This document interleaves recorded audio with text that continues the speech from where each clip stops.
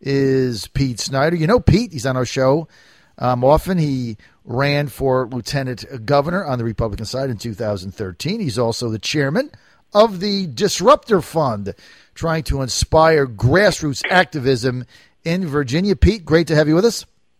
Johnny Fredericks, happy Monday morning. How are you, my friend? I'm doing fantastic. So, Pete, get this. So, the Fräulein, my wife and we've been together for many decades. Not going to tell you how long because I don't want to tip off her age, but it's been in the tri-decades. She's a moderate Republican. Okay, moderate Republican. If you got an R by her name, she hits the button. Okay, now. For the whole time of our marriage, she doesn't allow firearms in the house, doesn't believe in it. Now, she backs the Second Amendment, but doesn't want any firearms in the house. That's been her thing. Johnny, if I had to live with you, I would have a firearm by my side 24/7. I mean, seriously, does she at least have a taser by you? No, she doesn't want them. She said, we had the children. She doesn't want them. She doesn't want. Now, so the other day, I'm out with her. And we're getting back from dinner, and she says to me, we need to go next weekend, and we need to buy guns. And I'm like, excuse me? And I thought she meant like a toy gun for Jews. She says, no, we need to buy not a gun. We need to buy guns. And I'm like, what?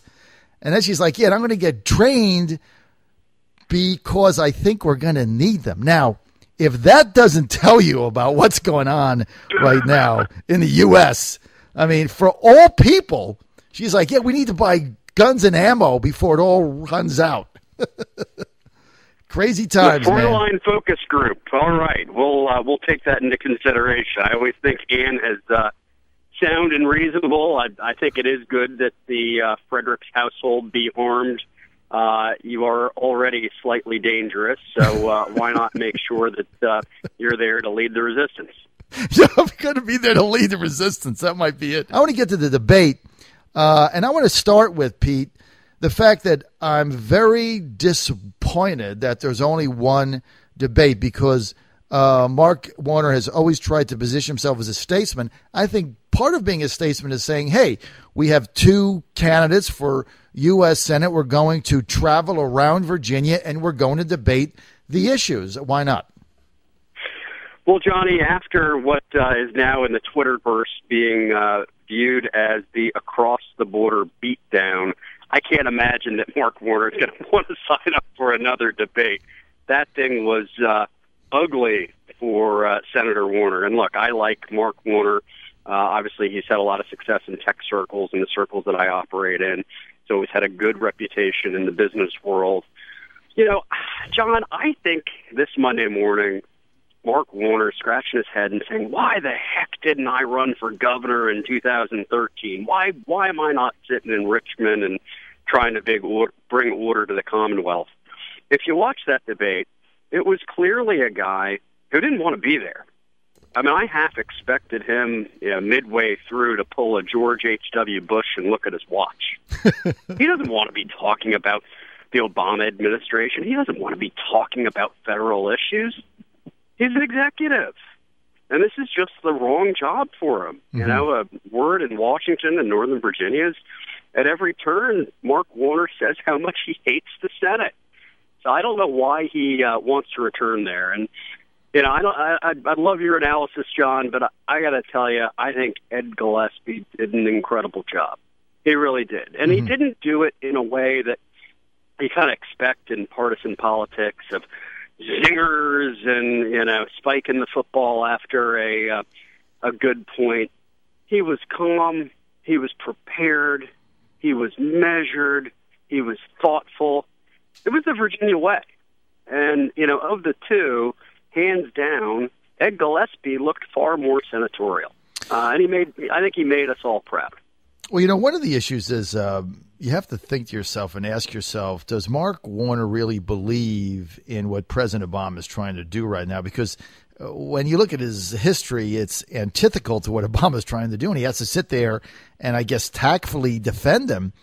So whenever you're defending something that you don't really believe in deep down, Pete, I mean, that's really tough to do. Well, John, look, I would like to believe, I think you would like to believe, that Mark Warner doesn't believe a thing in what the Obama administration is doing, but I'm not quite sure of that. You know, I don't know where his heart is anymore. I think if he came out forcefully against Obamacare and said, hey, look, you know what, I was wrong. I made the wrong vote. This thing has been a complete disaster. The guy might win in a landslide. But instead, he's married to this egregious agenda of which 97% of the time he votes with Barack Obama. He's desperately trying to cling on his record as governor from a job he held 10 years ago. And as Ed said time and time again, Governor Warner simply wouldn't recognize the record of Senator Warner. They're just two very different guys, and it's unfortunate, and that's why we need a change in the Senate. Pete, I want to get to immigration right now, which is a big issue. A lot of people like me, as we rail on this every day, very concerned about the number of illegal migrant minors that are pouring across the southern border every day. We're doing nothing to stop it. Obama's doing everything in his power in order to make amnesty a reality. This is millions of people that are in the U.S. illegally. We didn't really see that come up in the debate. It's been my position that has to be an issue that Gillespie has to get behind quickly. I didn't see it Saturday. Why? Well, I think in a 90-minute debate, you're at the mercy of a moderator, and simply Judy Woodruff didn't bring it up. But, I got to tell you, John, I think this is about a bigger issue. I was flicking channels this morning, and I saw one segment on the news how they're talking about, there's a breakdown between Guatemala and the U.S., and Guatemala isn't cooperating with the United States, and that's why the Obama administration is saying that we can't fix this egregious problem across our southern border. John, I can't believe it's come to, in 2014, that the United States is not respected by little old Guatemala. I mean, really, that's what we're dealing with across the board, whether it's immigration, whether it's our foreign policy. The United States, under President Obama's lack of leadership, simply isn't respected in the world anymore. And this is really, I got to hand it to President Obama. He's been fairly transparent when he said, hey, look, the United States should be just another nation in the roll call of the United Nations. Well, that's what we are right now. And when Guatemala doesn't want to play ball, we're stuck with the consequences. Mm-hmm. We need leadership change. We need a change in the Senate.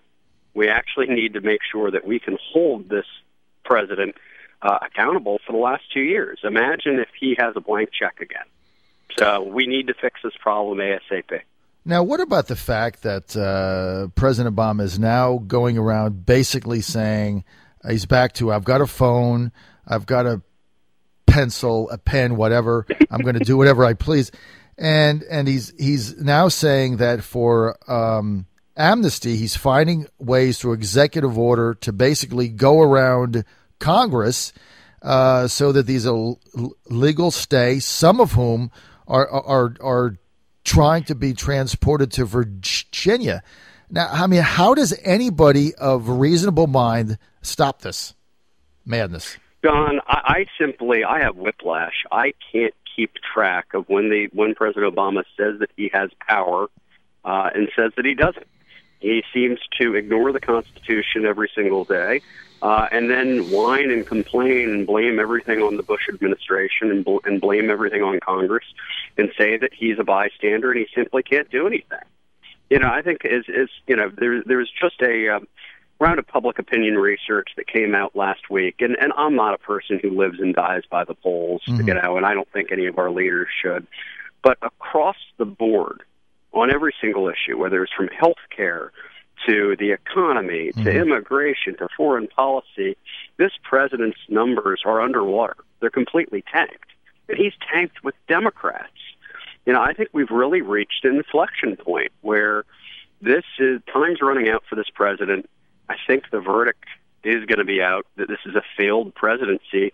And you're even having Democrats who desperately want to move on. They want to look towards Hillary. They want to look towards Elizabeth Warren. They don't want to defend the miserable record of this presidency. Get to Hillary Clinton. I don't think she's going to be the nominee. I think it's going to be Warren. Tell me I'm wrong. John, I think there is an amazing opportunity for a credible candidate on the left. I think it's very clear. They had Netroots Nation, which is really kind of this confab of all the progressive and liberal bloggers in Detroit a couple of weeks ago.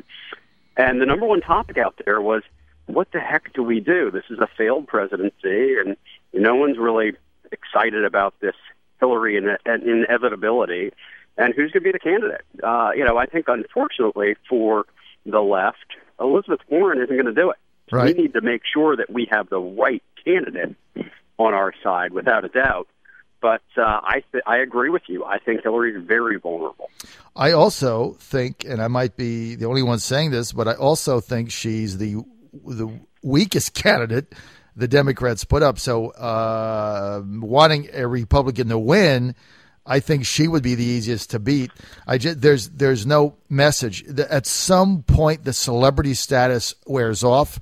Reality sets in. She has a miserably failed record as Secretary of State. She isn't saying anything. She hasn't done anything, and I don't see her winning. So I'm not sure about Warren or O'Malley, but it's going to be someone else. Now, a week ago Tuesday, you were part of an event. You've not made an endorsement or anything, but you brought Kentucky Senator Rand Paul into Northern Virginia, got to meet some entrepreneurs, got to meet some of the activists. How did it go? It was phenomenal. It really was. And John, I teamed up with my old buddy Ken Cuccinelli, who's been just such a warrior for the cause in Virginia. And he is actually Senator Paul's lawyer in suing the NSA and sticking up for millions and millions of Americans to get the government the hell out of our phone records and stop spying on us. And Senator Paul wanted to meet some activists in Virginia and also some technology executives. So Ken and I set up a CEO roundtable of about 25 tech leaders in Northern Virginia, followed by, we went right up Wilson Boulevard in Arlington, about a mile away, to the Arlington rooftop, where we were greeted by over 250 Republican activists, Leadership Institute staffers, libertarians, YRs, CRs. It was truly amazing. And if, John, I know on your show and in a lot of the units around the Commonwealth, people will be a little down in the mouth in the fact that we don't have any statewide elected officials as a Republican, and, what's going to happen with the party. We're working on trying to grow the party through Disruptor Fund.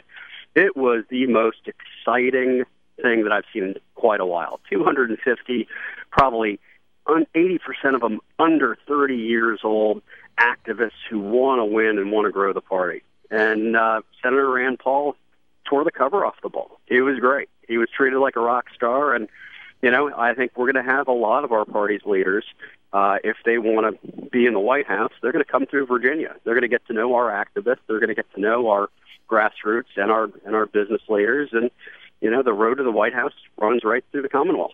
Hey, could you imagine, I know it's hyperbole, but could you imagine, and we're almost out of time, a 2016 presidential battle between Rand Paul and Elizabeth Warren? I mean, would that be a sight to see? I mean, two people on the exact opposite of almost every issue.